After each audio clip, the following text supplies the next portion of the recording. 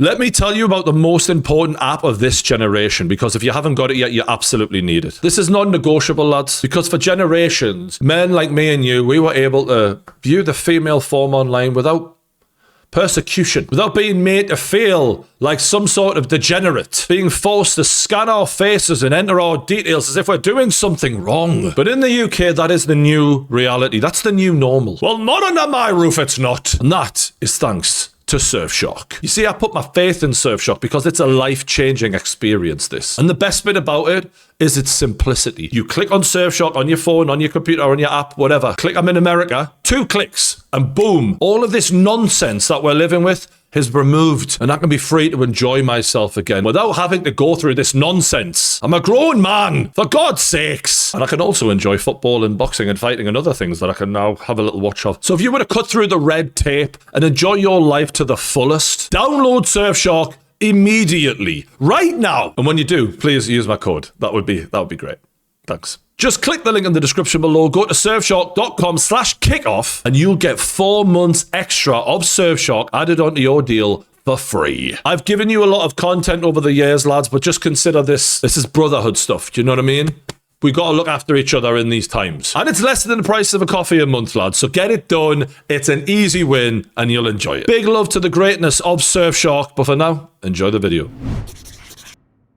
Welcome back to the kickoff. I am joined by Manchester United's biggest fan, KG. Are you having a good day? You having a good one? You know I'm not having a good day. This was the nastiest call. Where was I the week before when you lot were waxing lyrical? You was afraid of us. Do you know what? I'm not even lying. Forward. I was literally thinking because I was in the lowest of the lows that week, especially with the Newcastle situation, and I'm like, if he goes on about Seshko and how great he's been, it's really going to be, I can't take it right now. I can say how good Seshko's been, but listening to you gloat and rub it in, it would have been too much. For my mental health, I thought, you know what, I'll wait until say what the result is. And look, very smart. We're going to talk about good performances. We're going to talk about good strikers. I don't know how good Osula is, right? He's a mixed bag, right? There's games where you look at him, you think, are you a footballer? But that was absolutely unbelievable. I watched your reaction to it, and even you were like, mate, what can we, like, I needed that, right? Like, I really, you've been where I am right now, right? In the last season or so. Sometimes you fall out of love with the club and that you're angry at what they're doing to you week in week. It's like a love-hate thing where you're like, I actually think I'm beginning to hate you lot. And you just what you thought, you're going to fall back in love. You're on a very interesting journey, and I think it's funny because you're like the fan bad guy, but then you did well, and then you could beat Barcelona. Like, you could do something amazing in the Champions League, which you're missing. It really showed, because I've been critical of Eddie Howe massively this season, and a lot of people, we have that game and they go, where's the Eddie Howe out now, See how good he is? And I'm literally watching that game going, where's this been all season? You're as a manager, one of the biggest parts of a manager's job, let's be honest here, is getting and tune out the players, getting the players to perform at their maximum level. And when you watch that game, we really bossed that game even with 10 men. You mashed us up. Right. Where's that? Where's that been all season? No, you know what? I have to say this. Wait, can I swear? Am I allowed to swear on this platform? Of course you are. You've been on long enough. I fucking hate Newcastle. Do you know why I hate Newcastle? Because you pricks, this game, I watch Everton go there. I've watched all these teams go to your ground, and then I don't see this performance. Soon as Man United come knocking, oh my God, there's pictures. Everyone's running. Everyone's giving it. Everyone. This is what I'm on about. This is what, it's annoying me, mate. It's annoying me because I'm like, I have seen you look so flat against Everton, against Brentford, everyone. And you could just see that those players, their tails were up from the fucking kickoff. And for me, I'm looking at Eddie Howe going, that team, the worst we should finish in this league is 7th. That's the worst we should be looking at. Yeah. We're 12th even after beating you lot. We're 12th. So when everyone's kicking in and having a go saying, oh, you really think Eddie Howe should be going? I'm like, have you seen what they're capable of? He's not motivated them throughout the season. That is crystal clear. And in that game, we see that the levels can be raised so much more. And I'm not trying to be negative, but I'm just trying to say, like, look at how rare that performance is. Nobody spanked us. We dominated. Like, you have to understand, Joe Linton, Tonali, Hall, like, we couldn't breathe. That's the killer is. I was watching that game and it was reminiscent to most games we play against Newcastle. Recently, well, I thought it was going to be different. Because you lot have been on a tear, we've been shit. I thought that the new and improved Man United on form were going to give us major problems. It almost became a problem because we went down to 10 men. But 11v11, it wasn't even a contest at that point. Like, we were lacking the quality to punish you. That's one thing I felt annoyed at. I thought the front three weren't really doing anything, but it was a case of something's going to happen at some point. And can we just talk about the sending off? Because I really want to get your opinion, because it's easy for me as Newcastle fan to feel like this is harsh. A lot of Man United fans were saying Dan Burn should have been sent off. Joe Linton should have been That's the only person that should have been really sent off. I was like, I'm happy to take it. If you sent our man off, I would have been fuming. You know what my issue with it? Let's say he goes down a little easy, right? After he maybe gets a touch and it wasn't enough to bring him down. He doesn't appeal for the penalty. He's not like, rolling around. He hits the deck. And I do think that there's probably a little bit of him that's thought, you know what, I'm going to go down here. But the fact that he doesn't appeal for it, I just thought, how often do we see Premier League footballers in every single game do that exact thing? Every player that gets touched in the box that knows they're not going to get the shot away, generally they'll go down because it's what they've been in but he gets the shot away though. That's the one thing is he does tap it and then he goes down, which is the cheeky part. We don't see sending offs for that ever. What I'm like is, when has this rule started? Like, if he had appealed for it and it was really like, give me the penalty, then. But I felt like because the Man United players were saying send him off, he completely got brain fucked into doing that. He lost his way. The referee. Don't get me wrong. It's St James's Park. They're up.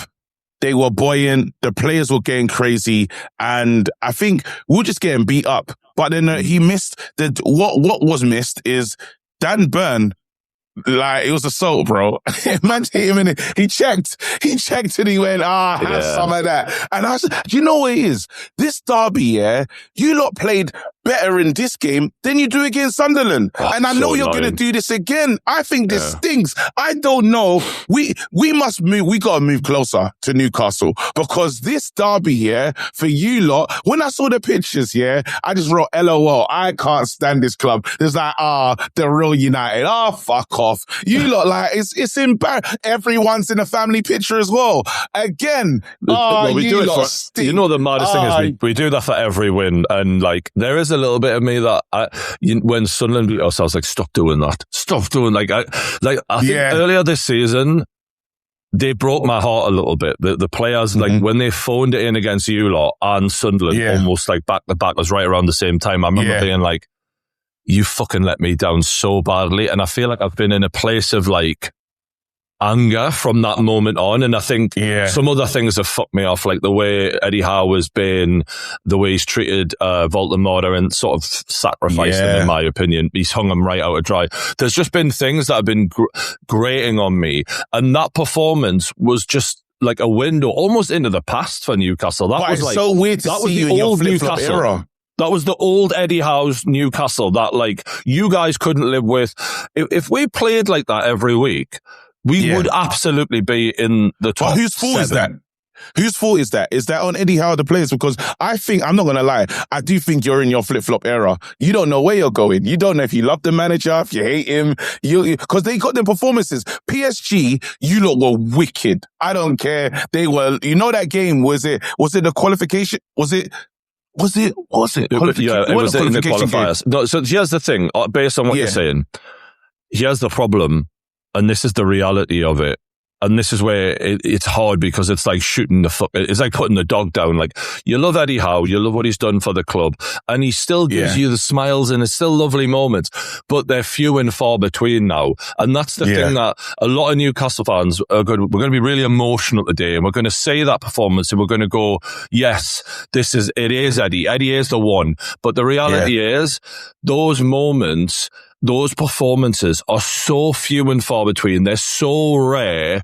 And I already know we've got some really stupid media up here who are going to try and use that to be like, see? And it's like a bit like with Amorim. Every now and then you'd have, all right, bad example maybe, but you'd have every now and then something with, decent performance. But the reality is it's in a sea of shit. It's in a sea of poor performances. And for me, that's not a strong enough argument to go, Eddie Howe should be the manager next season. Because ultimately, when you say, is it the players or is it the manager? When the manager has basically hand-selected every single player in the squad at this point, bar a couple, and the only couple who are still hanging on because he's chosen to keep them, it's on him. He's spent hundreds of millions. He's the one who chooses the tactics. He's the one who doesn't, The fact is, last night, we had Johan Wissa on the bench. Bear in mind, Voldemort was ill, whether that's true or not, who knows? And you pick Anthony Gordon as your first choice striker, so you'd probably say Voldemort second choice right now.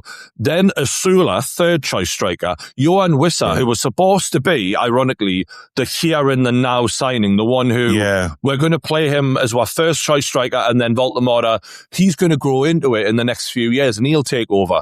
But Wissa is fourth choice striker. We paid 55 million for a 29-year-old. That was an Eddie Howe decision. So I'm about the bravery of you lot playing? Because when you lot went down to, this is how I know Eddie Howe's got something smart about him. You go down to 10 men. We've seen Maresca and all these other guys panic. I saw you guys against Liverpool and stuff. You're not going to stop. So when Asula's coming on, I was scared. I was like, shit, here we go again. You know what it is? Eddie does deserve credit for that. But, and this is the thing that, again, the Newcastle media, they're going to give him all the credit, but they're actually, these are qualified journalists and they're actually quite thick. Yeah. That's the maddest thing about it. Because why did Eddie show bravery? Eddie is not a brave manager, right? That's not him. He's the Gareth Southgate level bravery, right? He's very scared to do anything. And lately, he's been trying a lot more different things. Because he's panicking and because we're fucked. And when you're in a position where we know if we lose this game to Man United, top 7 is out of reach, completely gone. It's because our backs were against the wall because of how bad we've been all season that Eddie was forced into being aggressive, being attacking, because a point was no good to us ironically, because of how shy Eddie's been all season, he was forced into doing the thing that normally he would never do, in my opinion. So do I give him credit? Absolutely. That was the right move to make in that moment, and you gave us a fighting chance.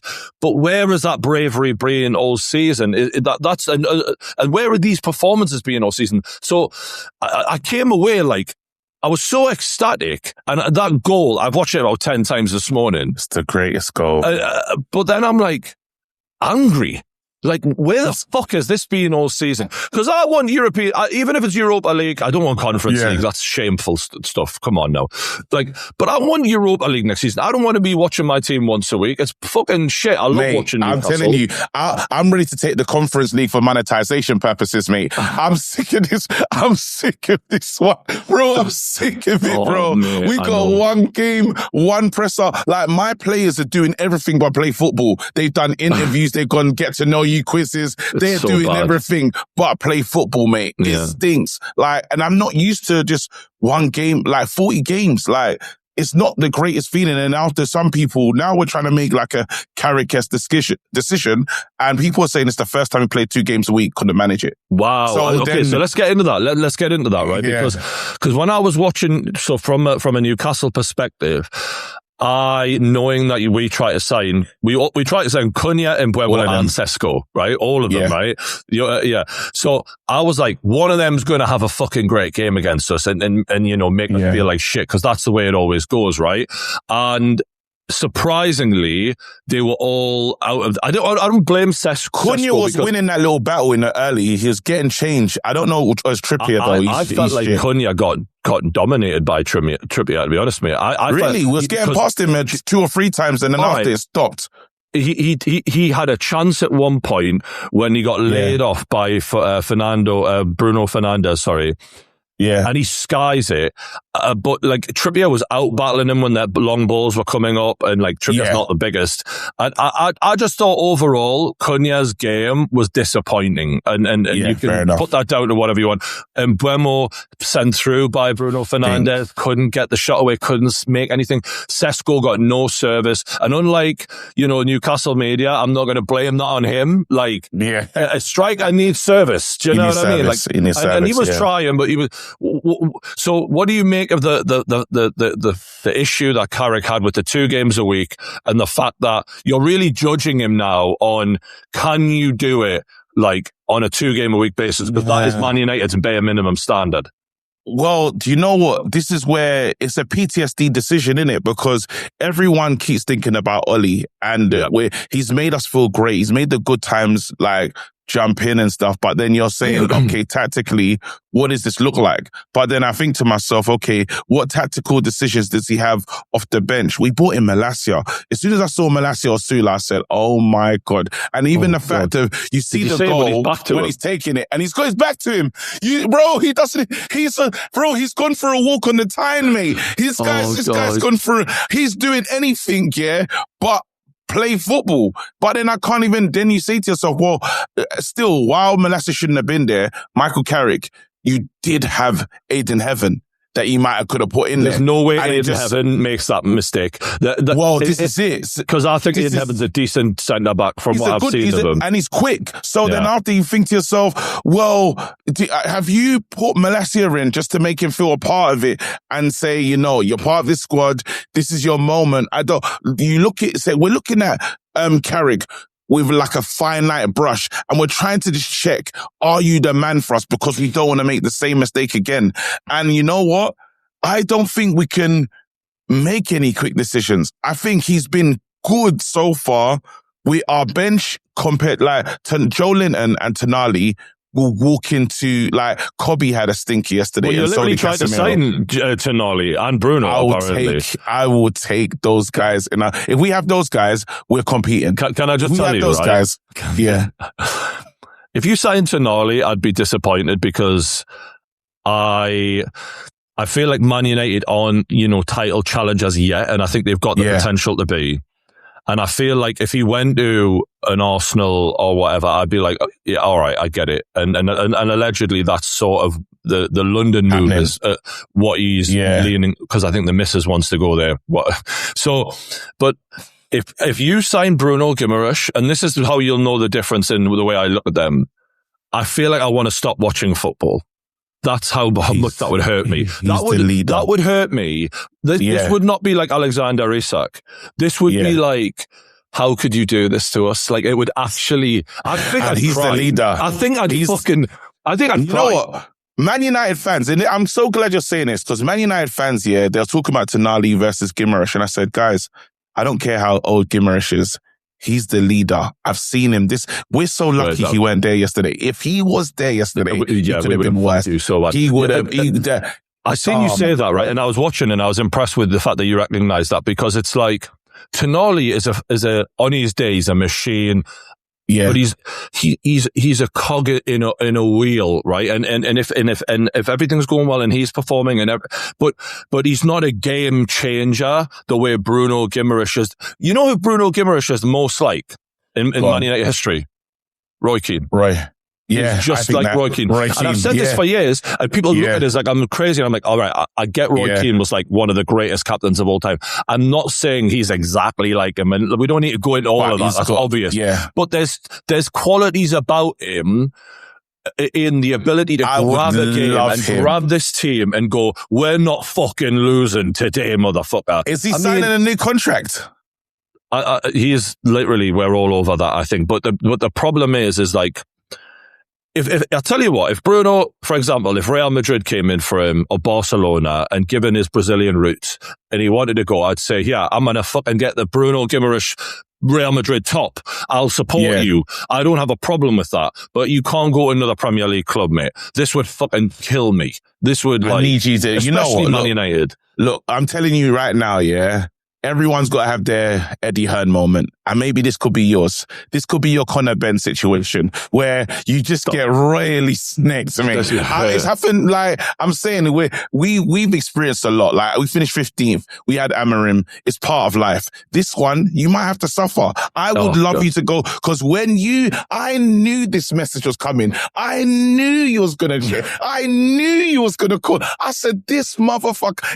I even tweet, I put a thing out and I said, this bastard, he's done this content so smart, so clever, and we're playing them in a few days' time. Mate, you free? Fuck off. I'm not free. Right, on the Carrick thing then, we got to talk about this, because it is his first, like, and I've seen the Man United fans kind of coming out from him, and I'm like, you know, he's won like 6 and 8. Like, I think you can, and also, going away to Newcastle, when you're, you know, even Man City lost against us, right, at St. James's. Like, again, we don't raise our games for the shit sides, but for a team like a Man United, Man City, we will probably try and up the levels. I think they should cut him some slack. That said, if I was Man United, I wouldn't be giving it to Carrick. No fucking way. And even if he has a great end of the season and everything goes amazing, I'd be going for best in class. I feel like this is a question of that club of, have you learned from your mistakes? Because as great as Michael Carrick is going right now, you have an opportunity for the first time in a long time, in my opinion, when I look at the Ten Hag and Amorim appointments. I feel like Ten Hag and Amorim, these project managers, you know, young, you know, European guys, they got the job because the top guys were looking at Man United going, fuck that. That looks like a nightmare to take over. This is the first time where someone's tidied up the club, cleaned everything up, got them playing well, got a few good players in it, and now Man United are looking like not a basket case, but looking like well, they're in Champions League. You know, you've got some talent there. But Michael Carrick's done that, though. That's the only thing. So, go on. But unfortunately, I just think that Man United need to use him as that stepping stone to then go on, kind of like Manchester City did when they got Pep Guardiola. You sometimes need a manager to do that hard work so that the top manager can come in and go, I've got it from here, son. Because it's not that I don't think Carrick can do that. It's not known. And I don't think that Man United can afford to gamble again on a player who, like an Ole Gunnar Solskjaer, a Ten Hag. He's a good young manager, but he's not proven fuck all. You need this is where I'm with you in a little bit. Like, this is the tough one because I don't know what the right decision is, and we've messed this up so many different times in so many different ways that we've tried everything you're talking about. We tried Jose Mourinho, we tried Van Gaal, we tried Ten Hag, Amorim, Oli. I think Mourinho was the only one you tried who was like an elite manager at the time and clearly not in his prime anymore. But look at what the results were. He got you closer than anyone else did. And since you went away from that, you've been nowhere near. I mean, Oli had a good, but close. Yeah. Oli had a good run, but then it just ended in tears, as he saw in his final interview. And this is the thing, because when you look at the players that you want to go in for, right, or the managers that you want to go in for, my main number one is gone in terms of Tuchel. Then I looked at someone that I really liked, and Emery, and all the warning signs scare me now because I'm like, Emery, this top 4 bottle job is scary. I don't understand. You get close. We beat them end of the season, which ruined their chances. I keep seeing him get what Arsenal fans say. He's good, and then it goes bad. But then he's got like trophy winning quality, I would say, and he's done decent in the league. I think it's unfair because I think Emery's actually making miracles happen at Aston Villa. When you look at the lack of spending that they've had, Eddie Howe spent like 10 times what Emery spent, at net spend, in the same period, and yet Emery is up way out of sight. So like, and I know they had some good players before he took over, but like, Emery is living on a shoestring. If you give Emery that mega money that Man United typically spend, I think Emery is really a good choice. Like, you don't think it hurts him if he doesn't finish in the top 4 and we pip him to the place? Because Michael Carrick's gone in there and he's caught 10 points. He's caught Emery. 10 points on Emery. That's insane. But again, one person's firepower is significantly stronger, in my opinion, and he's playing 1 game a week. Like, I personally would give him a go. He'd be someone I'd be willing to give a go. And it's not that I think, like, are we really talking, is Emery better choice than Michael Carrick? Like, no, is he better than Michael Carrick? I think it's tough because, you know, when you say, like, and I was going to say this to you about your manager, sometimes the devil you know, better the devil you know than the new guy that comes in and fucks it up. No, because I think that's you've seen that with Spurs, you've seen that with all these other teams. Look what the Forest have been getting through. Like, sometimes you can just bring in the wrong guy for you. You know what I mean? And it just ruins it. Thomas Frank, for instance, that's not a good enough argument for me with Eddie in terms of if you fail and you give your if you spend, you know, the amount of money Eddie spent, we spent $250 million in the summer, right? We were right up there with the big spenders, and you don't even get top 10. Like, you fall from 5th to 12th. We were 13th before this game. Like, that's not just like, oh, well, better luck next year. We go again. You know, we fell a bit short, 2 games a week. We're not falling short. We're below Sunderland, man. We're like, you know what I mean? Like, that for me is such a significant failure that it then becomes to a point where I go, sorry, mate, but we have to gamble. We have to find someone else because you're failing so badly. And here's the thing that I always think about is when Newcastle fans make the argument for keeping Eddie Howe, they go, remember the Cup, remember the Champions League. Totally.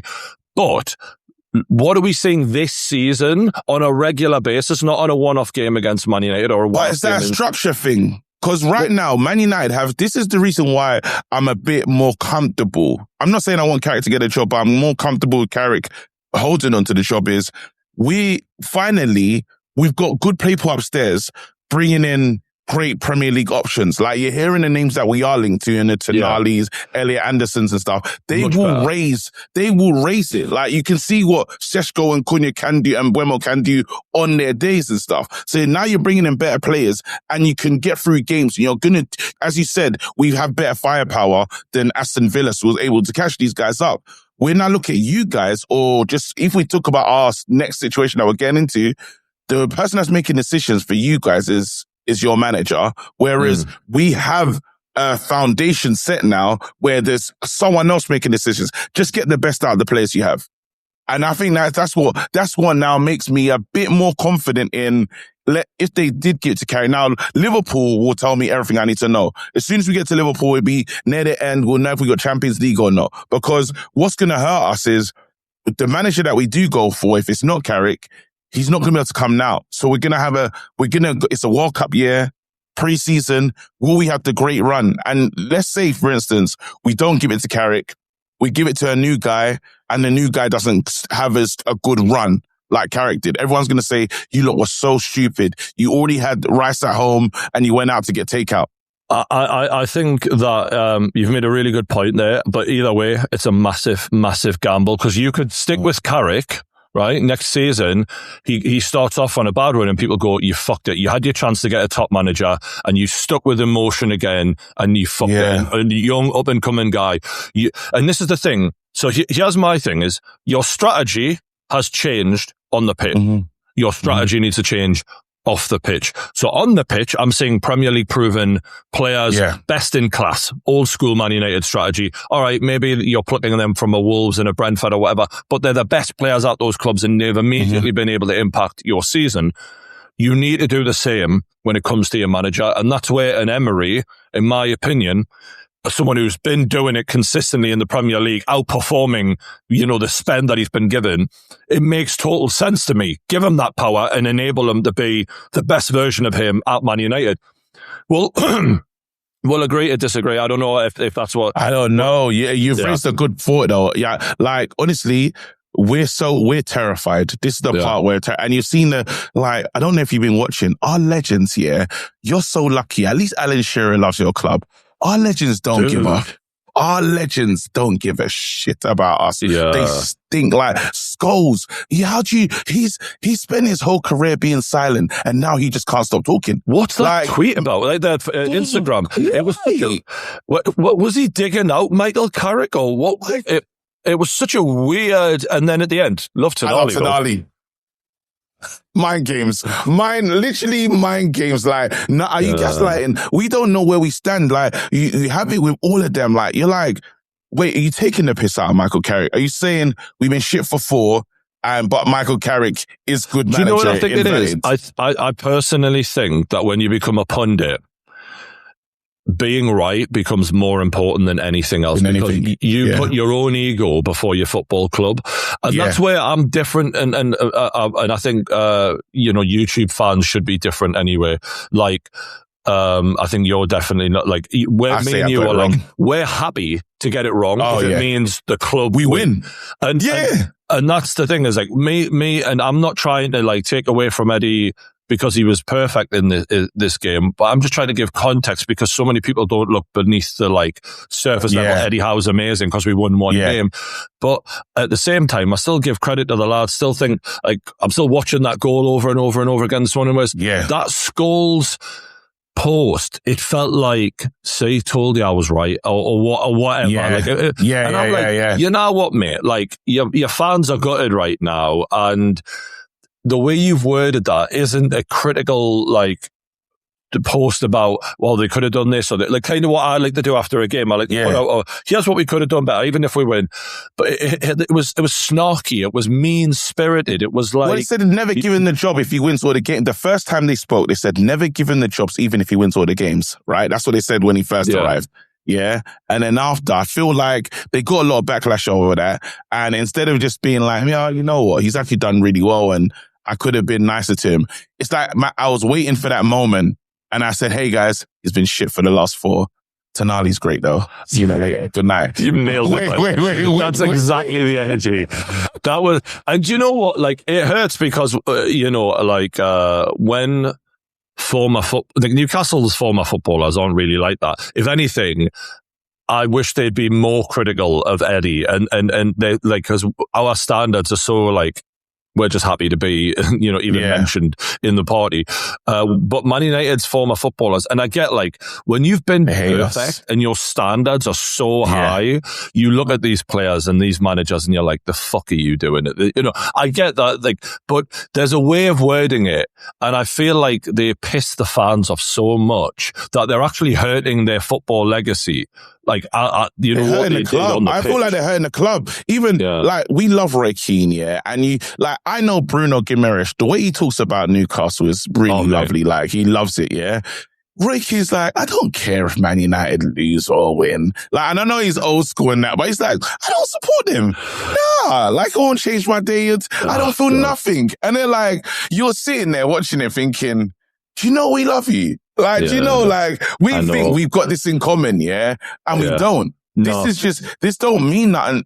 This don't mean, yes, you fought for this badge and stuff, but it doesn't mean what we thought we both have. You know what I mean? I feel like Roy Keane's loyalty was to his own professionalism. Like, in his mind, it was like, I am loyal. It's not a ego, yes, but also like I have a standard that I have to meet, and no matter what club I'm playing for, that's what it's about the standard, and it's not about I'm in love with Man United. Whereas like Bruno, for example, even though I compared him to Roy early on because they do have some similar qualities in the way that they're all out action, do it all. Yeah. Bruno, when he gave his speech after we won that cup final, I don't know if you remember the crying and like, these fans deserve everything. He's just like, it was a speech that I've never ever felt anything like it watching a footballer in my entire life. And he deserves like a statue, really. Like that's the level of impact. Romantic. Yeah. We romanticize. We're in love with our clubs. We're in love with our clubs. I mean, he's in love with us as well. He's like, oh, my kids are Geordies and like,